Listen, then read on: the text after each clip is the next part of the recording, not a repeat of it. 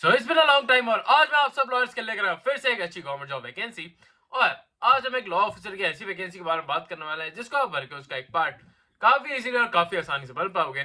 ये काफी अच्छी वैकेंसी होने वाली, तो इसको बिल्कुल मिस आउट मत करना। ये काफी लिमिटेड टाइम पीरियड के लिए वैकेंसी निकाली गई, तो ये वैकेंसी के बारे में आज हम बात करने वाले हैं। ये वैकेंसी आपकी 17/11/2025 को निकाली गई है और 30/11/2025 मतलब 30 नवंबर को ये वैकेंसी आपकी लास्ट हो जाएगी। तो उससे पहले आपको इस वैकेंसी को भरना होगा और इस वैकेंसी का पार्ट भरना होगा। आगे वीडियो में चल के मैं आपको और भी काफी सारी इंपॉर्टेंट बातों के बारे में बताऊंगा, तो वीडियो को लास्ट तक जरूर देखना। और अगर कोई प्रॉब्लम आती है तो आप मुझे कमेंट से जरूर बताना। मैं आपके लिए डेली बेसिस पे ऐसी वीडियो लाने की कोशिश जरूर करूंगा। और ऐसे ही मैं आपको, अगर आपको किसी वैकेंसी रिलेटेड कोई भी ऐसी आपको फुल डिटेल्ड वीडियो चाहिए हो तो मुझे कमेंट से जरूर बताना। हम शॉर्ट डेली बेसिस पे डालते रहते हैं, सो दैट आपको जो भी वैकेंसीज पसंद आए आप उनके लिए मुझे बता सको कि आपको कौन सी फुल वीडियो चाहिए। तो आप उन शॉर्ट्स को भी बिल्कुल फॉलो करिएगा, आपको उनमें भी काफी सारी इंफॉर्मेशन देखने को मिलेगी। साथ में आप उनसे भी काफी अच्छी वैकेंसीज के बारे में पता लगा सकते हैं। तो चलिए बढ़ते हैं आज की वैकेंसी की तरफ without wasting your time. But उससे पहले हेलो वेलकम और स्वागत है आप सबका मेरी एक नई वीडियो में, जिसमें मैं लेकर आऊँ काफी अच्छी गवर्नमेंट जॉब वैकेंसी आप सब लॉयर्स के लिए। तो जैसे कि आप यहाँ पे देखोगे, इसमें काफी अलग अलग डिपार्टमेंट में काफी अलग अलग वैकेंसीज निकाल रखी है।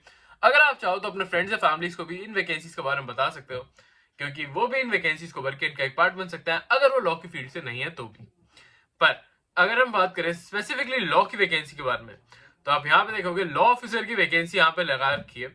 और लॉ ऑफिसर की वैकेंसी के लिए आपको स्केल 2 का पे स्केल देखने को मिल रहा है, जो कि अपने आप में एक काफी अच्छा पे स्केल बन जाता है। और यहाँ पे आपको ओबीसी के लिए 1 वैकेंसी और जनरल वैकेंसी 1 देखने को मिल रही है। मतलब इसमें वैकेंसी रेट तो आपको काफी कम देखने को मिल रहा है, पर क्योंकि जैसे कि मैंने आपको बताया ये काफी हिडन वैकेंसीज होती हैं, इनके बारे में काफी ज्यादा लोगों को पता नहीं होता है, तो आपको यहाँ पे कंपटीशन भी कम देखने को मिलेगा। और मैक्सिमम एज लिमिट और मिनिमम एज लिमिट के बारे में बात कर लेते हैं। तो अगर आपकी एज 25 ईयर्स से ज्यादा की है तो आप इस वैकेंसी को भर के इसका एक पार्ट बन सकते हो। और अगर आपकी एज 32 ईयर्स से कम है तो भी आप इस वैकेंसी को बिल्कुल भर पाओगे। तो ऐसी वैकेंसीज को डेली बेसिस पे जरूर देखा करिए, क्योंकि हो सकता है कि आप इनमें से कोई भी वैकेंसी का पार्ट जल्दी जल्दी बन के ऐसी वैकेंसी को भर पाओ। तो अब हम बात करें अगर इसके पे स्केल के बारे में, जो कि काफी इंपॉर्टेंट चीज होती है हर एक वैकेंसी से रिलेटेड, जो कि आप सबको बिल्कुल पता होनी चाहिए। तो इसका पे स्केल आपको 64,820 रुपीज से लेकर 93,960 रुपीज देखने को मिल रहा है, क्योंकि सिर्फ और सिर्फ स्केल 2 की वैकेंसी के लिए, लॉ ऑफिसर की वैकेंसी के लिए स्केल 2 पे स्केल आपको देखने को मिल रहा है, इसलिए मैं सिर्फ ये बता रहा हूँ।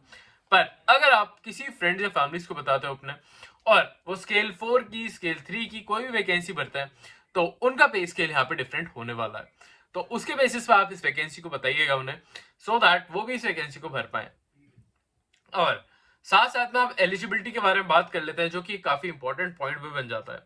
तो एलिजिबिलिटी के बारे में अगर हम बात करें यहाँ पे, तो आप देखोगे कि इसमें काफी सारे ऐसे पॉइंट दे रखे हैं जो कि आपको यहाँ पे पता होना जरूरी है। पहले तो इन्होंने नेशनैलिटी के बारे में आपको यहाँ पे बता रखा है कि नेशनैलिटी क्या होनी चाहिए, आपकी जो भी क्राइटेरिया जो आपको फुलफिल करना है वो आपको पता होने चाहिए। और अब यहाँ पे आपको एज रिलैक्सेशन के बारे में भी कुछ इन्फॉर्मेशन दे रखी है, जैसे कि अगर आप एक SC/ST कैंडिडेट हो तो आपको 5 इयर्स का एज रिलैक्सेशन देखने को मिलेगा। अगर आप ओबीसी कैंडिडेट हो तो 3 इयर्स, पीडब्ल्यूडी कैंडिडेट के लिए 10 इयर्स, और अगर आप एक्स सर्विसमैन हो तो आपको 5 इयर्स का एज रिलैक्सेशन देखने को मिलने वाला है। तो ये भी आपके लिए काफी अच्छा प्लस पॉइंट बन जाता है। तो ऐसी वैकेंसीज को बिल्कुल मिस आउट मत करिएगा, क्योंकि ये वैकेंसीज काफी लिमिटेड टाइम पीरियड के लिए निकाली जाती हैं। काफी जैसे कि आपने देखा कि इसमें काफी आपको बहुत ही कम लिमिटेड टाइम पीरियड देखने को मिल रहा है, तो आप इस वैकेंसी को भर के इसका एक पार्ट काफी इजीली और काफी आसानी से बन पाएंगे। तो अब अगर हम बात करें यहाँ पे एलिजिबिलिटी क्राइटेरिया के बारे में, तो वहां पे आपको डायरेक्टली एक बिल्कुल डिफरेंट आपको पीडीएफ खुल जाएगी, जिसमें आपको यहाँ पे काफी सारी एलिजिबिलिटी के क्राइटेरिया दे रखे हैं। तो लॉ ऑफिसर की अगर हम बात करें एलिजिबिलिटी क्राइटेरिया के बारे में, तो अगर जो भी कैंडिडेट एजुकेशन क्वालिफिकेशन रिलेटेड इनके क्राइटेरिया को फुलफिल करता है, मतलब कि अगर आपने BA LLB या फिर LLB का रखी है विद रिकॉग्नाइज्ड यूनिवर्सिटी, और आपने ये जो भी आपकी BA LLB या फिर LLB है वो रेगुलर बेसिस पर कर रखी है, तभी आप इस वैकेंसी का पार्ट बन पाओगे। तो मैं हमेशा आपको यही सजेस्ट करता हूँ कि आप जो भी अपने क्राइटेरिया फुलफिल कर रहे हो, तो उसमें आपके रेगुलर बेसिस की BA LLB या फिर LLB हुई भी जरूरी होती है। तो इसको काफी ध्यान में रखिएगा। अब बात करें अगर एक्सपीरियंस के बारे में, तो आप यहाँ पे देखोगे कि यहाँ पे इन्होंने एक्सपीरियंस रिलेटेड काफी इंफॉर्मेशन दे रखी है कि जो भी इस वैकेंसी को भरना चाहता है उसके पास मिनिमम 4 इयर्स का पोस्ट क्वालिफिकेशन एक्सपीरियंस होना जरूरी है एज अ लॉयर। अगर आप किसी लॉ ऑफिसर, किसी बैंकिंग, किसी फाइनेंशियल सेक्टर, किसी इंस्टीट्यूट या फिर किसी सेंट्रल गवर्नमेंट या गवर्नमेंट सेक्टर में आपने काम करा हुआ है या फिर आपकी पर्सनल प्रैक्टिस भी है, तो भी आप इस वैकेंसी को भर पाओगे। बस और बस आपको अपना एक्सपीरियंस सर्टिफिकेट यहाँ पे अटैच करना होगा। तो इस वैकेंसी को भरने के लिए आपको ये क्राइटेरिया उसको तो फुलफिल करना ही होगा। तो इनका ध्यान बिल्कुल रखते हुए इस वैकेंसी को देखिएगा। अब हम बात करें अगर आगे बढ़ते हुए कि इसमें और क्या क्या, हम बात करें अगर एलिजिबिलिटी क्राइटेरिया के बारे में कि इसमें आपका ऑनलाइन एग्जामिनेशन कैसे होने वाला है, कैसे आपका प्रोसेस होगा। तो आप देखोगे ऑनलाइन एग्जामिनेशन के लिए यहाँ पे आपको इंग्लिश लैंग्वेज का और प्रोफेशनल नॉलेज रिलेटेड एग्जाम आपका कंडक्ट कराया जाएगा।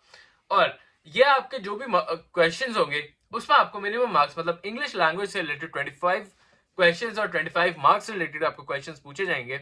और आपके जो भी प्रोफेशनल नॉलेज, मतलब कि लॉ रिलेटेड क्वेश्चंस आपके 100 मार्क्स के होने वाले हैं।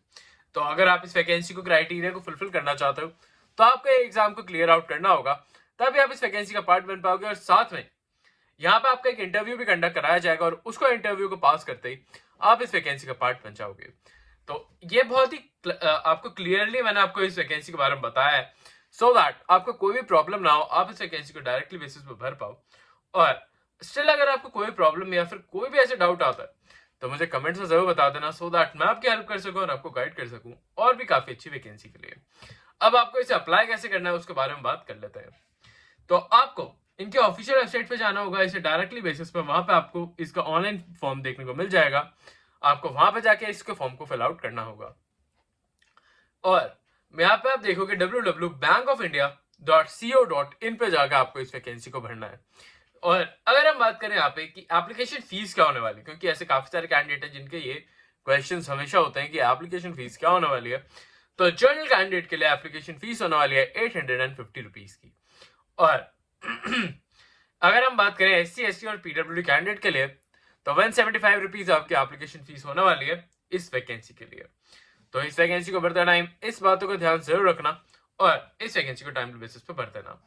आपको इसे ऑनलाइन बेसिस पे ही भरना है। और अगर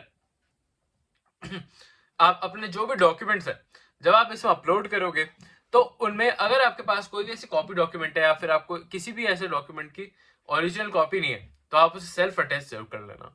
मोस्टली आपको जो भी डॉक्यूमेंट लगाना होते हैं सेल्फ अटेस्टेड डॉक्यूमेंट्स होना जरूरी है, अदरवाइज आपका फॉर्म इमीडिएट बेसिस पे कैंसिल आउट कर दिया जाता है।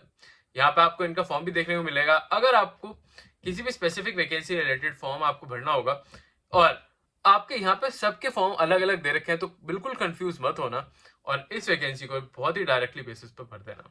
आई होप आपको आज की वीडियो अच्छी लगी हो तो चैनल को लाइक और सब्सक्राइब भी कर लेना और मुझे कमेंट्स में जरूर बताना कि आपको फुल वीडियो देखना पसंद है या शॉर्ट वीडियोस।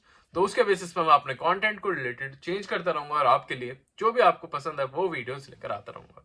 अभी के लिए चलता हूँ, मिलता हूँ कल आपसे फिर से एक नई जॉब, नई वैकेंसी, अपॉर्चुनिटी के साथ। तब तक के लिए बाय।